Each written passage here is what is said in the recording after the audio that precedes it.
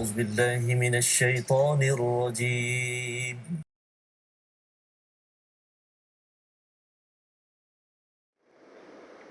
أعوذ بالله من الشيطان الرجيم.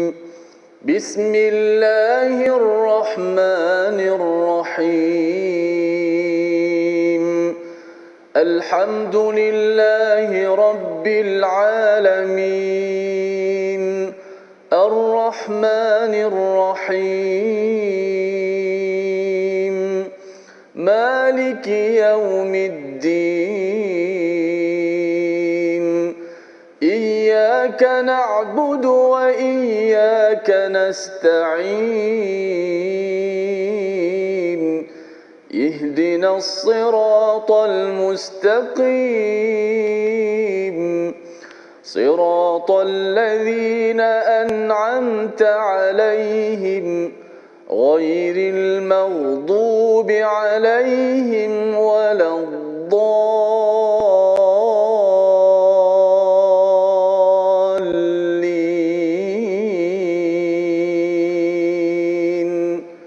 آمين.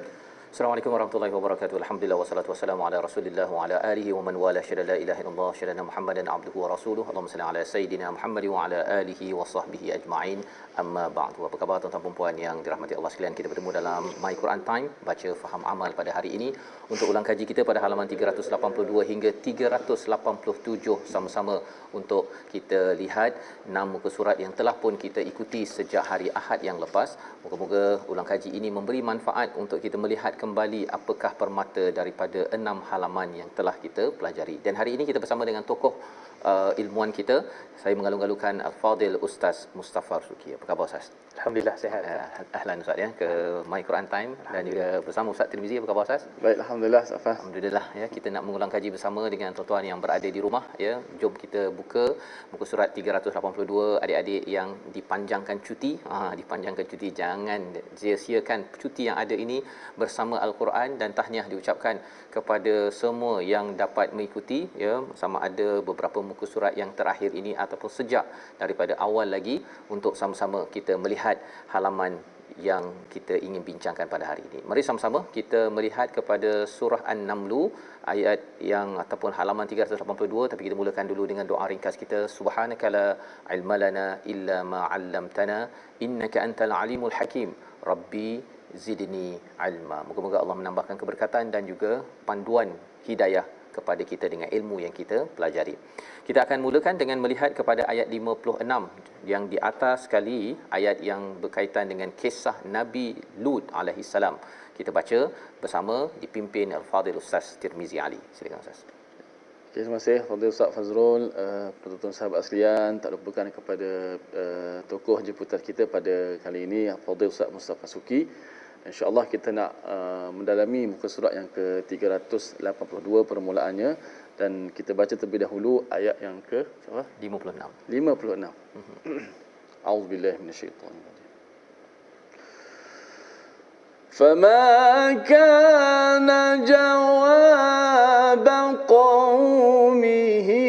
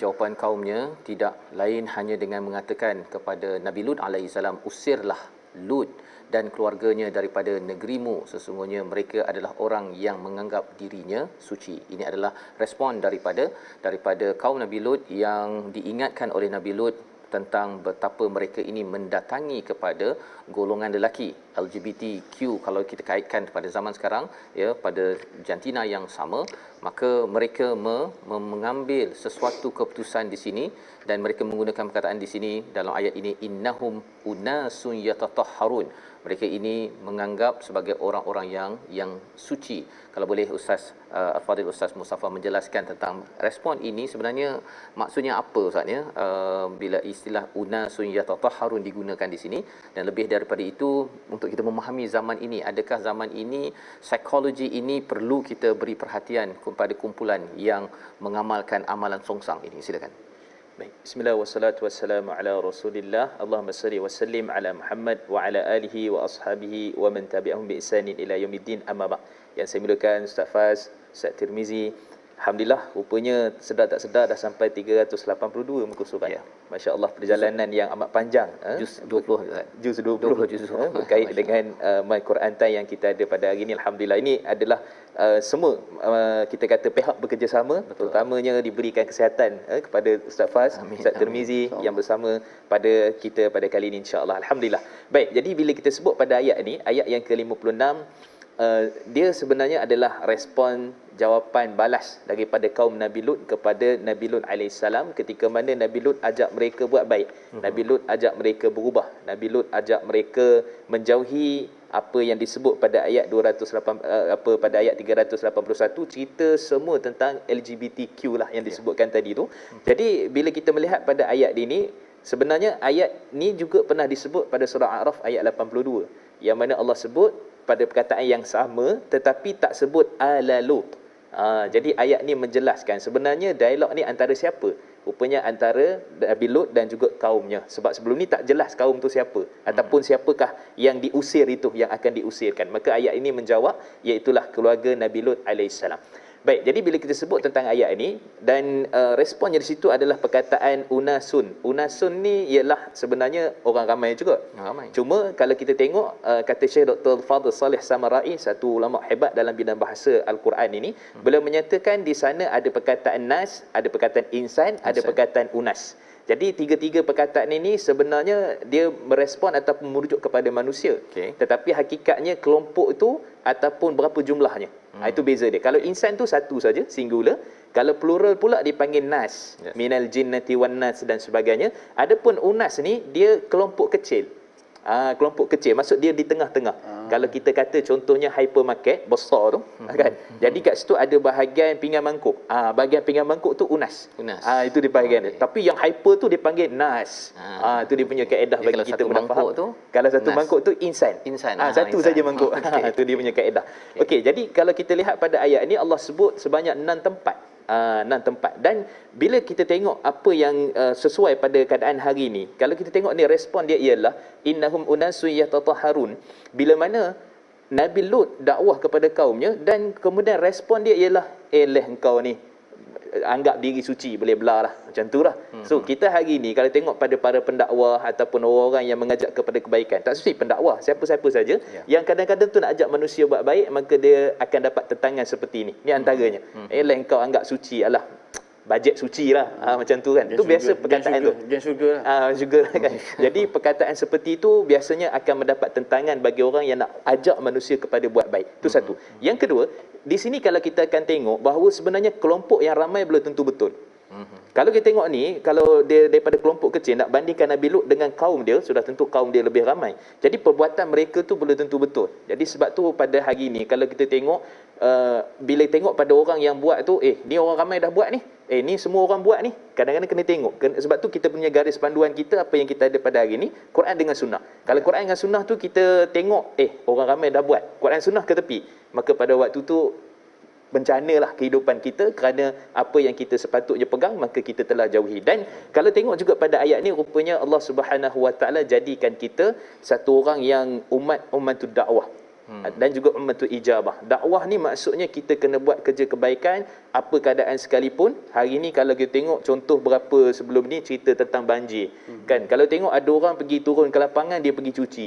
Ada orang kadang-kadang dia pergi bagi bantuan saja. Ada orang dia up status Facebook. Semua orang main peranan. Dan tak boleh kita nak condemn engkau ni setakat dekat Facebook je kan, kau ni setakat pergi cuci pinggan ke apa semua kan, kau ni semua kita kerjasama. Jadi kalau kita ada ke arah kerjasama, ke arah kebaikan untuk bantu tolong manusia, maka yang tu kita nampak bahawa dia adalah satu benda yang kita tetap terus untuk melakukan kebaikan kepada Allah Subhanahu wa taala. Wallahu a'lam. InsyaAllah itu ada beberapa poin yang kita dapat daripada tadabbur ayat yang ke-56 sebagai ulang kaji pada halaman 382 ini, bagaimana dialog respon daripada kaum Nabi Lut itu ya kepada ala Lut ya, kepada keluarga Lut itu adalah satu perkara yang penting kita fahami, bahawa kita juga nak mengikut pada ala Lut Ustaz ya. Maksudnya keluarga Lut itu kecuali adalah dalam ayat 57 itu kecuali isterinya ya, isterinya yang digelar ataupun al-ghabirin yang tertinggal kerana dia meninggalkan ajaran kebaikan yang disuruh oleh suaminya sendiri. Jadi dalam hal ini penting sangat kalau kita lihat dalam surah Asy-Syu'ara surah yang ke-26, peranan kita untuk mengingatkan ahli keluarga kita, tetapi masih lagi hidayah itu daripada Allah Subhanahu Wa Taala. Tapi usaha terus bersama. Baik, kita bergerak kepada halaman 383. Kita mengambil beberapa panduan di sini pada ayat yang ke-69. Alang-alang kita ni ada orang dia pergi berjalan Ustaz ya. Berjalan dan Allah kata memang ya berjalan ini bagus, tetapi apakah peranan berjalan ini? Kita baca ayat 69 surah An-Naml. Silakan Ustaz. A'udzubillahi minasyaitonir rajim. Bismillahirrahmanirrahim. Qul siru fil ardi fanzuru kaifa kana aqibatul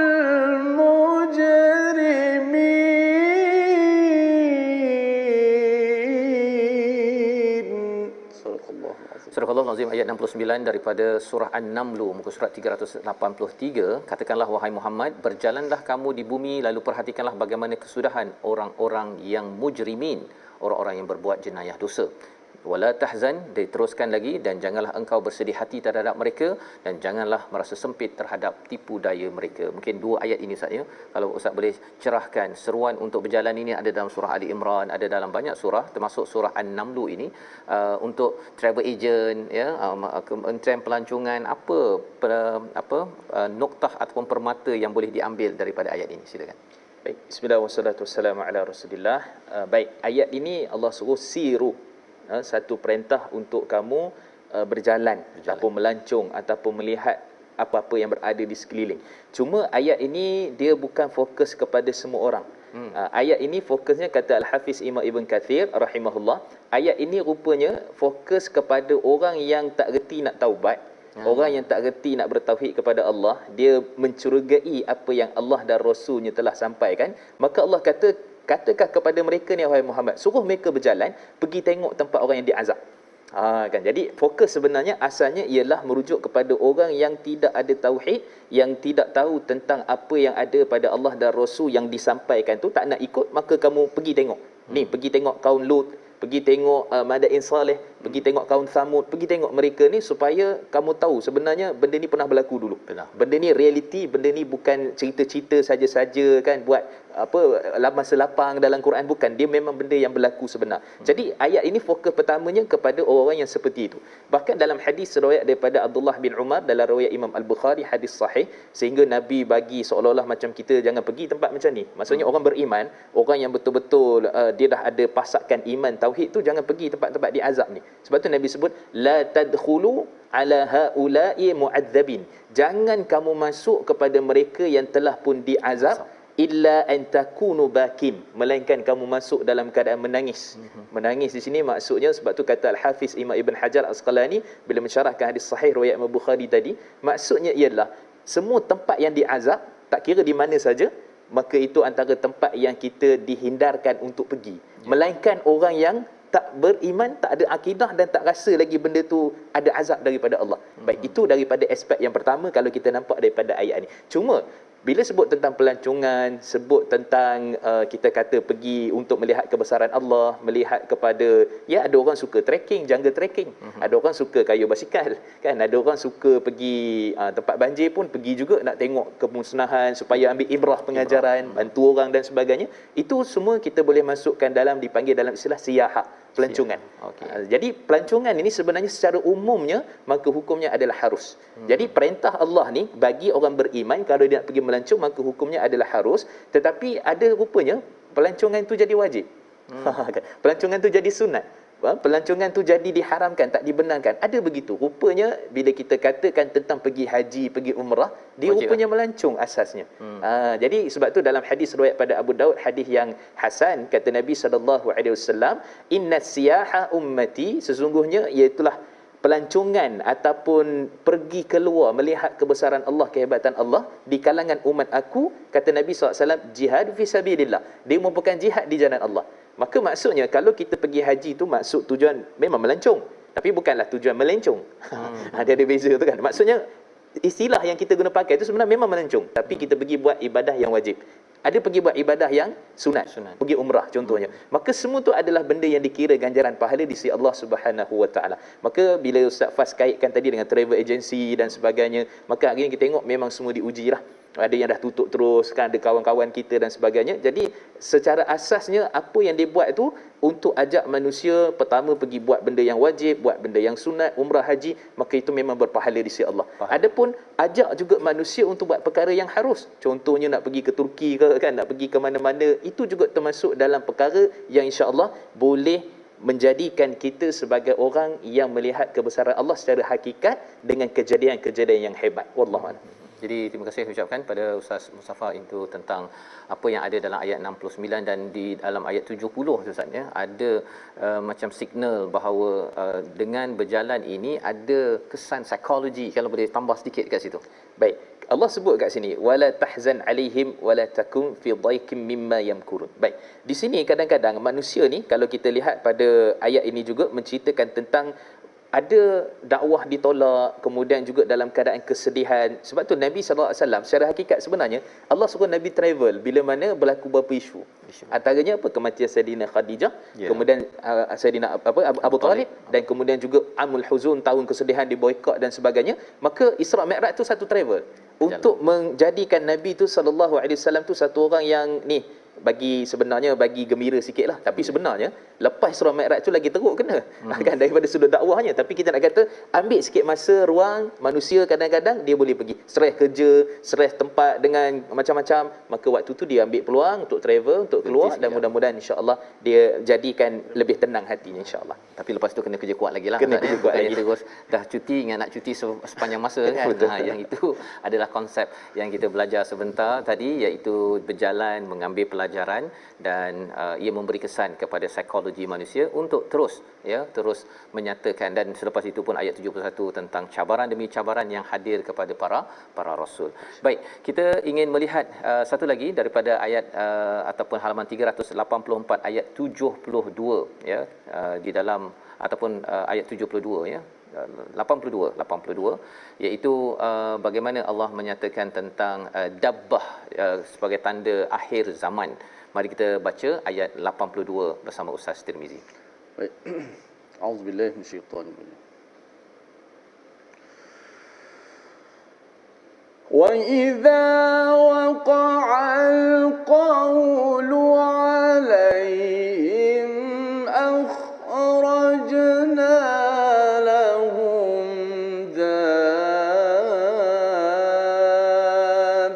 dabbatan minal ardh akhrajna lahum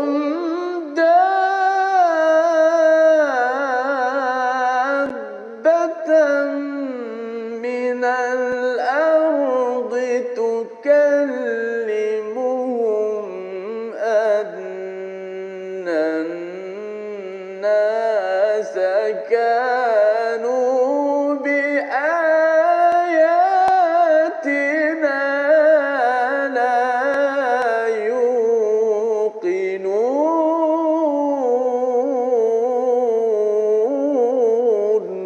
صدق الله. Surah Al-Nazim ayat 82, dan apabila telah sampai berlakunya hukuman mereka, kami mengeluarkan makhluk bergerak yang bernyawa dari bumi yang akan mengatakan kepada mereka bahawa manusia dahulu tidak yakin kepada ayat-ayat kami. Ayat ini ya, kita nak melihat apakah ianya berlaku di atas dunia ini ataupun berlaku di akhirat, ataupun apa kefahaman istilahnya dabatan minal ard, ya, satu makhluk yang melata di bumi, tukallimuhum, yang bercakap-cakap. Apa benda je ni? Telefon ke, ataupun ada binatang yang super animal ke? Kita berehat sebentar, kita kembali semula selepas ini untuk melihat apakah petanda dan pelajaran untuk kita ambil pada saat ini bersama surah An-Naml. Kita berehat sebentar, My Quran Time, baca, faham, amal, insya-Allah.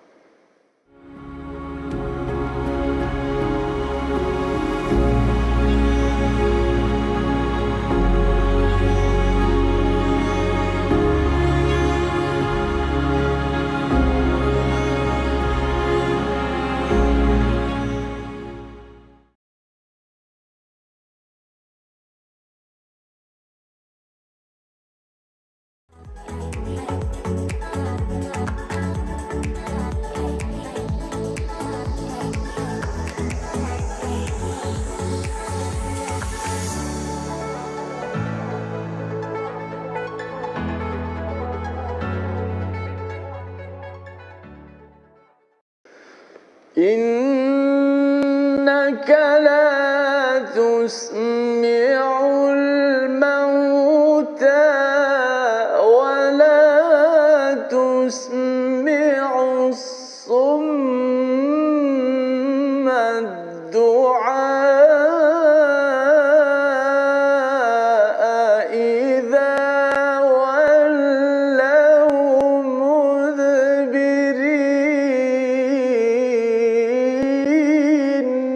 صدق الله. Kembali kita dalam My Quran Time, baca, faham, amal kita pada hari ini. Dan sebentar tadi Ustaz Tirmizi membacakan ayat 80. Sesungguhnya engkau tidak dapat menjadikan orang yang mati dapat mendengar, dan tidak pula menjadikan orang yang tuli dapat mendengar seruan apabila mereka telah berpaling ke belakang. Nak menunjukkan bahawa sebenarnya manusia sudah tentunya tidak dapat memberi hidayah. Dan kita sudah pun belajar bahawa ataupun membaca daripada ayat 82 sebentar tadi tentang istilah dabatu minal ard. Kita nak tahu sebenarnya apa makhluk ini, diterjemahkan sebagai binatang melata. Betulkah ianya? Terjemahannya ataupun komentar pencerahan daripada Al-Fadil Ustaz Mustafa. Silakan Ustaz. Baik, bismillah wassalatu wassalamu ala Rasulillah. Sedang penonton, Ustaz Faz, Ustaz Tir. Baik, bila sebut tentang dalam istilah ini dia panggil dabatul ard. Maksudnya binatang melata di bumi. Dan dia sebenarnya juga disebut dalam surah Hud pada ayat yang ke-6. Jadi tapi dia ada sikit kaitan, tapi yang ni fokus khusus bila keluar dekat akhir zaman nanti. Yang surah Hud tu wama fil wa min dabbatin fil ardi illa 'ala Allahi rizquha illa 'ala Allahi rizquha. Allah sebutkan tentang kata Imam Ibn Kathir, tidaklah semua binatang yang melata di atas muka bumi ni melainkan Allah telah jamin rezekinya. Maksudnya segala jenis binatang di laut, di lautan, segala yang ada yang Allah ciptakan, maka Allah telah jamin rezekinya. Yang tu semua jenis binatang. Tapi yang ni dia ada special sikit, khusus. Dabatul ard ni iaitulah satu jenis binatang yang akan keluar pada akhir zaman, yang mana tujuan dia ialah, sebab tu dalam riwayat daripada Huzaifah dalam riwayat Imam Ahmad hadis sahih menceritakan tentang 10 tanda kiamat. Maka salah satunya adalah keluar binatang melata di atas muka bumi. Apa binatang melata ni? Kata Al-Hafiz Imam Al-Qurtubi, maksudnya ialah unta daripada keturunan ataupun unta Nabi Saleh, anak unta Nabi Saleh. Itu binatang tu. Yang tu dipanggil dabatul ard. Yang disembelih tu ke? Bukan. Bukan. Yang tu yang apa ni daripada keturunan dia daripada tu. Daripada gitu. tu. Maksudnya nak bagi tahu bahawa itu salah satu jenis binatang lah. Tapi ada pendapat ulama lain. Contohnya Saidina Abdullah ibn Abbas menyatakan ular yang duduk di bawah tepi tebing Kaabah. Sejenis ular. Itu dabah yang akan keluar pada akhir zaman. Tapi sebenarnya cantiknya, moleknya, agama ni ataupun secara khususnya tak adalah sebut dalam Quran dan hadis secara sarih, secara jelas apa sebenarnya dabah. Tapi pendapat ulama sedemikian. Cuma tugas dia ni ialah salah satunya adalah tukallimuhum, iaitulah dia akan bercakap-cakap dengan manusia. Bercakap ni apa sebenarnya? Maka di sini ada sebahagian di kalangan para ulama membawa satu hadis dalam riwayat Imam Ahmad, maksudnya ialah bercakap dia sebenarnya akan keluar nanti. Dan riwayat tu, hadis tu boleh dijadikan hujah lah, statusnya hasan. Bila dia keluar nanti, dia akan bawa tongkat dan cincin Nabi Sulaiman. Bila keluar tu. Dan bila keluar tu nanti dia akan pergi mak ataupun akan pergi marking lah. Mana orang Islam, mana orang yang kafir, dia akan ada tanda. Jadi tukallimuhum tu menyatakan maksudnya adalah memberikan tanda. Tanda tu maksudnya kalau orang kafir tahu dah ni kafir, orang beriman dia akan tanda nur dan cahaya di wajahnya pada akhir zaman ketika mana keluarnya dabbah. Itu sebahagian pandangan pendapat berdasarkan hadis riwayat Imam Ahmad. Sebahagian kata memang bercakap sungguh. Maksudnya unta tu nanti akan bercakap, dikatakan ular itu nanti akan bercakap kepada manusia tentang apa? Tentang kamu dulu buat satu perkara yang Allah telah murka. Kamu termasuk dalam orang yang diazab dan sebagainya. Jadi kita tengok benda ni bukan tunggu tanda. Sebenarnya kita bersedialah terhadap apa yang Allah telah sebutkan ini. Dan ini sebahagian daripada tanda-tanda kekuasaan, kehebatan Allah, alamat. Kan kalau contohnya kita kata saya baru minggu sebelum ni balik kampung, bila air naik tu ada siren, bunyi air naik. Jadi itu petanda air naik. Yang ni petanda yang Allah kata kiamat. Jangan kamu tunggu. Ini kita kiamat besar. Jadi waktu tu kita usaha, dan dabbah ni dia akan, waktu tu dah tak ada apa-apa lagi, manusia dah jauh pada Quran, dah lari daripada agama dan tauhid, maka dia akan keluar. Dan kata hadis sahih dalam riwayat Imam Muslim, dia keluar pada waktu duha, pada waktu pagi. Wallahu a'lam. Jadi maksudnya ini petanda Ustaznya. Cara kita berinteraksi dengan petanda tu, kalau ada petanda air akan naik, jangan tunggu air naik baru nak angkat barang. Kan? Kena awal-awal lagi, dan kalau boleh bina tembok betul-betul. Bukan tembok tu boleh bina, kalau air waktu banjir baru ni Ustaznya, bila air tu dah dekat dengan rumah saya, kan, dekat, kalau rasa nak ambil simen, nak tinggikan lagi tembok, tak sempat dah. Tak sempat dah. Dia kena bina lebih awal lagi. Tapi alhamdulillah lah tak masuk kan. Pasal dah tinggi sedikit. Ya, alhamdulillah. Jadi ini cara kita berinteraksi dengan ayat 82 ini. Jangan pula kita cari ini mungkin juga ada chip masuk dekat binatang ke, yang akan bercakap ke, yang akan menentukan macam-macam kan. Tetapi poinnya ialah apa persediaan saya berhadapan dengan realiti perkara ini. Pasal ada setengah orang walaupun diberikan unta keluar daripada batu pun Ustaznya tak percaya, disembelihnya, dinafikannya. Ada orang yang menyatakan bahawa betul ke air akan naik, dia tak kisah pun, tapi bila nampak betul-betul ianya sudah terlambat. Jadi ini pelajaran yang kita ambil berinteraksi dengan ayat ini. Jangan kita istilahnya Ustaznya, dia petanda akhir zaman ni setengah orang dia cuba untuk mensensasikan dia tu kan dengan pelbagai tafsiran, tapi rupa-rupanya persediaan kita itu lebih lagi utama. Baik, kita bergerak kepada halaman 385 di hujung surah An-Naml, ya, di mana kita akan membaca ayat 92, satu seruan daripada Allah Subhanahu Wa Taala untuk tilawah Al-Quran. Mari kita baca ayat 92 dipimpin Ustaz Tirmizi. Bismillahirrahmanirrahim. وأن أتلو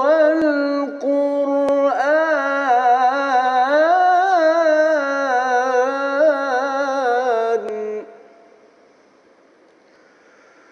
فمن اهتدى فإنما يهتدي لنفسه فقل إنما أنا من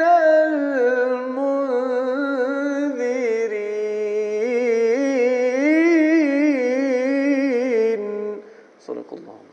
Dan aku membacakan Al-Quran kepada manusia, maka barang siapa mendapat petunjuk, sesungguhnya dia mendapat petunjuk untuk kebaikan dirinya, dan barang siapa sesat, maka katakanlah sesungguhnya aku ini tidak lain hanyalah salah seorang pemberi peringatan.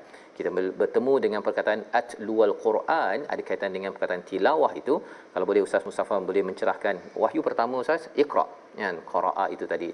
Di sini ada tilawah. Mungkin ada istilah lain lagi dalam Al-Quran ini, tapi kalau beza tilawah dengan Iqra ini apa bezanya untuk kita laksanakan dalam hidup kita? Sila Ustaz. Baik, bismillah wassalatu wassalamu ala Rasulillah. Iqra dia fokus kepada bacaan itu. Sebab tu kata Syekh Dr. Salih Fadhil Samarai menyatakan bahawa Iqra ni kalau kita baca sad, baca dah. Kalau sebut ta, kira baca dah. Tapi bila sebut tilawah itu maksud dia himpunan susunan perkataan yang lengkap. Sebab tu dipanggil tilawah, kerana biasanya nak sampai kepada tahap kita faham tu dia perlu kepada perkataan-perkataan dan digabungkan dan akhirnya kita akan memberi faham. Itu baru satu maksud tu. Yang kedua, maksud qiraah ni ataupun iqra' dia kepada semua ilmu. Sebab tu bila Allah sebut kan wahyu pertama iqra' ni maksudnya baca dan kemudian melihat daripada sudut segala segenaplah. Kalau kata ilmu engineering, kalau kata ilmu sains tu semua masuk kepada kepataan membaca. Kemudian kalau tilawah dia fokus kepada Quran semata-mata. Jadi Quran semata-mata itu yang dipanggil sebagai tilawah. Yang kedua. Yang ketiga, maksud iqra' ni juga dia lebih fokus kepada baca untuk dapat pahala saja.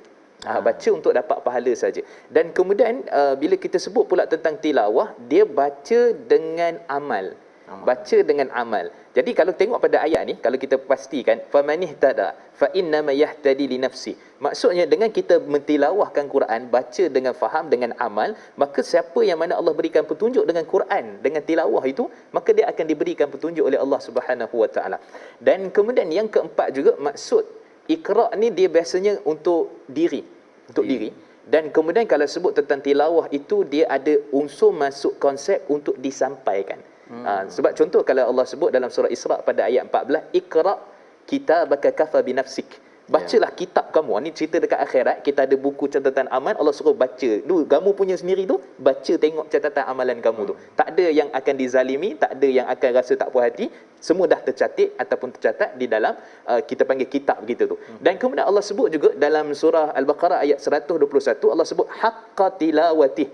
Yatlunahu haqqa tilawatih. Baca dengan amal, faham dan menyampaikan apa yang dia faham itu daripada sudut yang dia fahamlah untuk disampaikan dan membawa kepada ajakan kepada dakwah kepada Allah Subhanahu Wa Taala. Jadi perkataan kalau tanyalah Iqra' dengan tilawah ni mana satu? Dua-dua kena ada. Dua-dua kena ada. Dia tak boleh salah satu tinggal, sebab tilawah semata-mata tumpu pada ni tapi tak baca Quran, tak jadi juga. Baca Quran tapi tak tumpu pula juga kepada tadabbur macam kita lakukan ni juga sia-sia. Jadi dua ni mesti ada. Allah Masya-Allah ya. Jadi itu adalah beza di antara Iqra' dan juga baca dan tilawah ini Ustaz ya. Dan dalam ayat ini diseru untuk tilawah itu, dan kalau kita gabungkan dengan Iqra' itu, baca dan tilawah ini perkara yang perlu kita laksanakan. Dan kalau kita ada tilawah peringkat kebangsaan atau antarabangsa, itu maksudnya yang inilah Ustaz ya. Betul. Dia baca dan juga cuba memahami dan untuk difahami, diamalkan, disampaikan kepada seluruh dunia. Jadi ini adalah seruan daripada surah An-Naml ya, bagaimana seruan untuk terus kita menyampaikan Al-Quran ini selain kita amalkan, dan kita nak bergerak macam mana contoh orang yang menyampaikan Al-Quran ataupun wahyu ya. Kalau zaman dahulu ada kisah Nabi Musa pada ayat yang ataupun surah seterusnya, surah yang ke-28 surah Al-Qasas, kisah Nabi Musa. Kalau kita ambil musim ketiga, musim pertama dulu dekat mana, musim kedua surah Taha Ustaz ya. Musim pertama itu pada surah sebelum ini. Boleh tinggalkan komen juga di ruang komen itu kalau siapa yang masih ingat musim pertama, kisah panjang tentang Nabi Musa ya. Musim kedua dalam surah Asy-Syu'ara. Musim pertama dekat surah mana? Tadi dah terbagi jawapan dah tadi sebenarnya. Okey. Baik, kita nak baca ayat yang ke-13 ya, pada halaman 386 sebelum kita melihat apakah permata daripada ayat ini. Ayat 13 bersama Ustaz Tirmizi. Baik, a'udzubillahi minasyaitanir rajim. Bismillahirrahmanirrahim. فرددناه إلى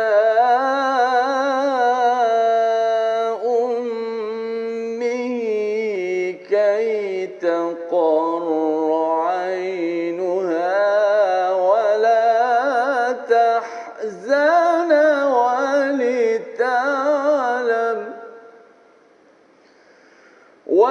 ولتعلم أن وعد الله حق ولكن أكثرهم لا يعلمون.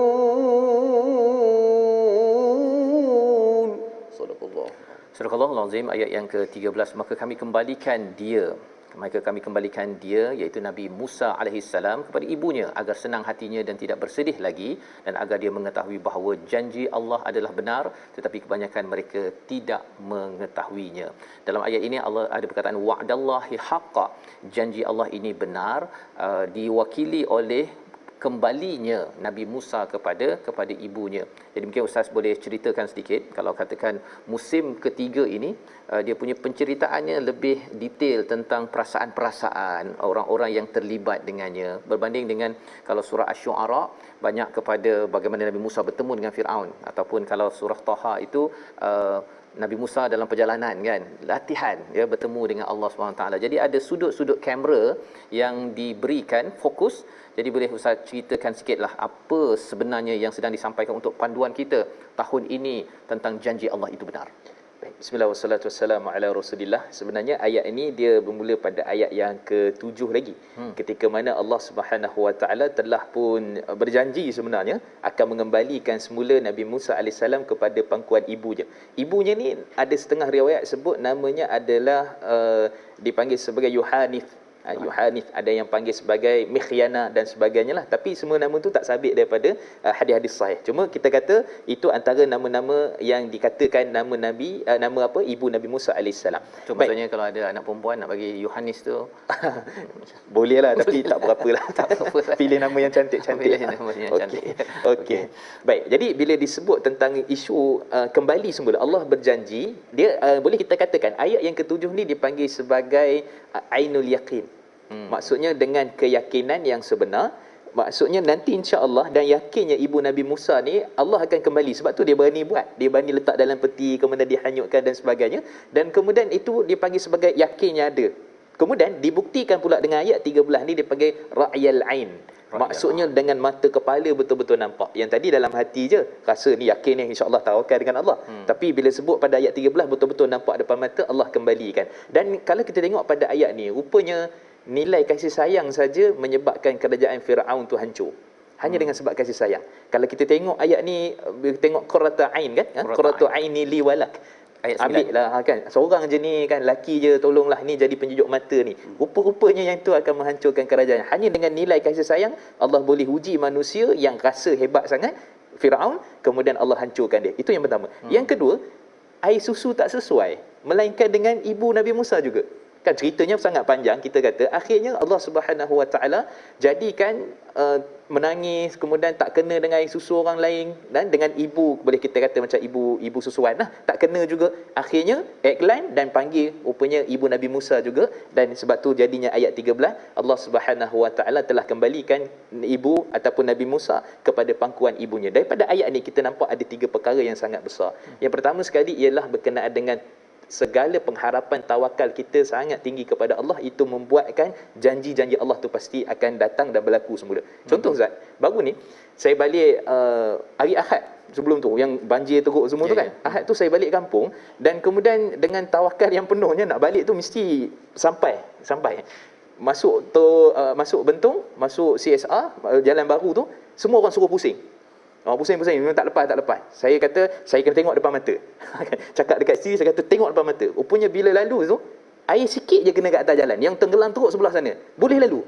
Maksudnya kita berharap tawakal tu kita nak balik sungguh ni kan. Jadi mudah-mudahan Allah mudahkan. Jadi nak ceritanya tawakal kita tu, kita berharap betul pada Allah seperti mana ibu Nabi Musa AS. Sampai ra'yul ain ya. Sampai ra'yul ain, betul-betul nampak depan mata, baru jelas. Satu. Yang kedua, kita tengok pada ayat ni ialah berkenaan dengan manusia ni, aturannya kita ni semua segala ni dah ditulis lah. Maksudnya kita kat sini, kita kat situ, apa yang akan berlaku besok, lusa dan sebagainya. Kita berjalan itu dengan berharapan, dengan apa? Dengan usaha dan juga pergantungan kita pada Allah. Jangan kita tak boleh ikut jalan ni sebab begini, tak boleh itu. Kita berjalan atas apa qada dan qadar, ketetapan yang Allah telah berikan kepada kita, maka yang itu kita buat, kita lakukan dengan sungguh-sungguh. Dan yang ketiga, pada ayat ni juga kita nampak bahawa Allah Subhanahu wa taala jadikan ibu Nabi Musa alaihissalam satu orang yang teguh, berprinsip betul-betul untuk kita belajar dan terus belajar daripada sudut tauhid, mendalami ilmu agama, mengamalkan sunnah-sunnah, kerana dengan itu saja harapan manusia boleh berjaya.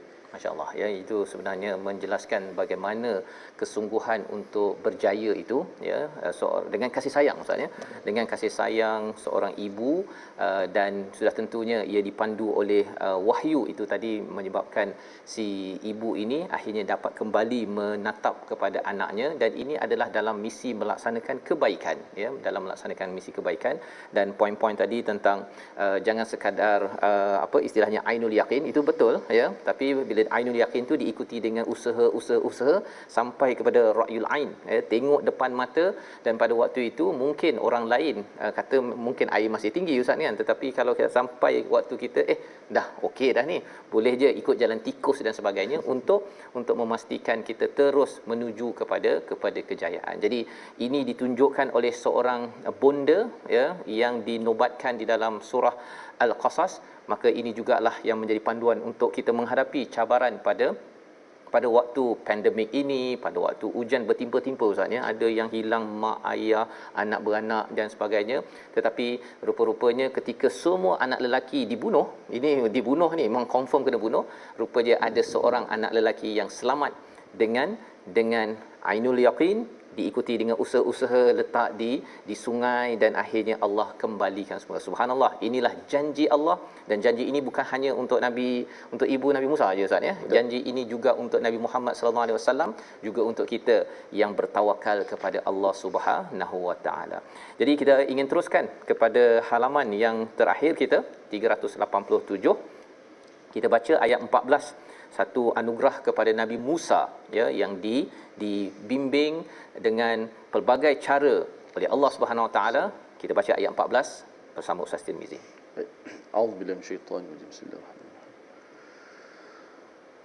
ولما بلغ أشده واستوى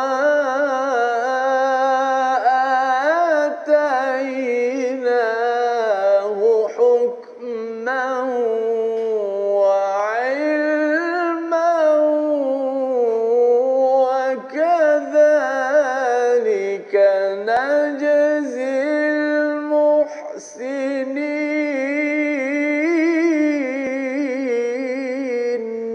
صدق الله. Dan setelah dia Nabi Musa dewasa dan sempurna akalnya, kami anugerahkan kepadanya hikmah, kenabian dan pengetahuan. Demikianlah kami memberi balasan kepada orang-orang yang berbuat ihsan, muhsinin. Dua perkara yang dianugerahkan, hukma wa ilma. Kalau boleh Ustaz jelaskan, biasanya kalau hikmah ini dia datang selepas ilmu kan, tapi ini dimulakan dengan hukma wa ilma. Silakan Ustaz. Baik, bismillah wassalatu wassalamu ala Rasulillah. Ustaz Faz, Ustaz Tir, sudah menonton. Rupanya ini adalah satu tarbiyah kepada Nabi Musa AS. Pernah berlaku juga dalam surah Yusuf pada ayat 22, ketika mana Nabi Yusuf nak diangkat jadi Nabi tu, dia ada juga tentang hukma wa ilma. Jadi ini kita kata satu benda yang, satu tarbiyah yang sangat hebat untuk satu orang itu untuk diangkat jadi Nabi Allah Subhanahu Wa Taala. Baik, bila tengok pada ayat ni, wastawa, ketika mana sampai umur tertentu, dan juga wastawa ni para ulama bincang umur berapa sebenarnya. Kata Imam Mujahid umur 40 tahun. 40 tahun. Kata Saidina Abdullah ibn Abbas umur 30 tahun. 33 tahun lebih kurang. Jadi maksudnya dia dah sampai umur matang. Cuma ayat ni dia belum jadi lantik jadi nabi lagi. Sebab lantik jadi nabi adalah pada di Tur Sina. Kan waktu tu. Jadi sebelum ni belum lagi. Tapi bila sebut tentang hukma wa ilma, sebab tu kata sebahagian para ulama tafsir, antaranya Imam Al-Baghawi, Syekh Abdul Rahman bin Nasir Sa'di dan sebagainya, menyatakan maksud hukma ni dia adalah sifat kenabian itu sendiri. Sifat kenabian. Belum nabi lagi. Belum nabi lagi. Maksudnya untuk lantikan jadi nabi tu dia dah ada, kita panggil istilahnya apa ya, sebagai offer letter lah kot. Tapi belum lagi confirm masuk lagi. Lebih kurang macam tu lah, tapi tak boleh nak kata macam tu kan. Cuma kita kata secara ringkasnya kita dapat faham bahawa hukma ni dia memang nak pergi lantikan tu nak jadi nabi lah. Sebab tu hikmah, kebijaksanaan apa semua ni dia adalah satu benda anugerah yang Allah bagi hanya untuk nabi, tapi hikmah, kebijaksanaan juga boleh jadi Allah bagi kepada manusia. Dia bukan sekadar ilmu. Ada orang dia ada ilmu tapi tindakan dia nampak macam tak berapa nak cantik daripada sudut dia. Dia tahu maksudnya nak langgar apa isyarat tu tak boleh ni kan. Tapi tindakan dia tu kadang-kadang dia langgar juga. Jadi tak hikmah.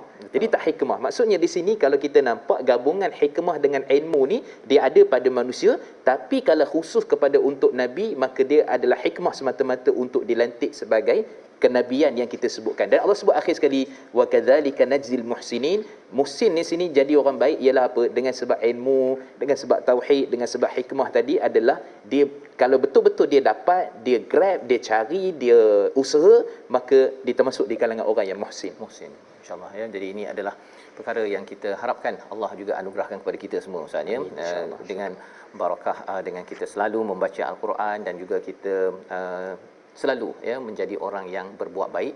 Allah berikan lagi dan lagi hikmah dan juga ilmu dalam kehidupan kita insya-Allah. Jadi kita berdoa pada Allah Subhanahu Wa Taala. Kita sudah pun mengulang kaji 6 halaman. Kita berdoa di hujung ini bersama Al-Fadil Ustaz Mustafa. Silakan Ustaz.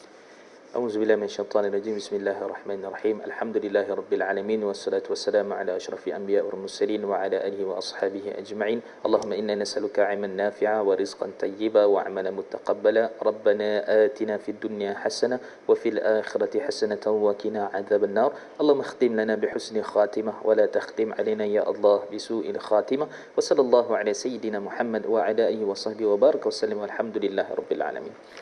Amin ya rabbal alamin. Moga-moga Allah mengabulkan doa kita pada hari ini untuk kita terus yang menjejak kepada kisah Nabi Musa, nabi-nabi yang kita lihat dalam surah An-Naml, dan inilah yang kita ingin gerakkan dalam tabung gerakan Al-Quran untuk sama-sama tuan-tuan nilai daripada Al-Quran ini kita dapat lebarkan dan kita mendapat hikmah, mendapat ilmu yang memimpin masyarakat, bukannya hanya mengikut kepada pendapat diri sahaja. InsyaAllah kita bertemu dalam ulangan pada malam ini jam 11 dan juga pada hari esok, dan kita akan menyambung halaman baru daripada halaman 388 menyambung surah Al-Qasas insya-Allah. Kita bertemu lagi dalam My Quran Time, baca faham amal.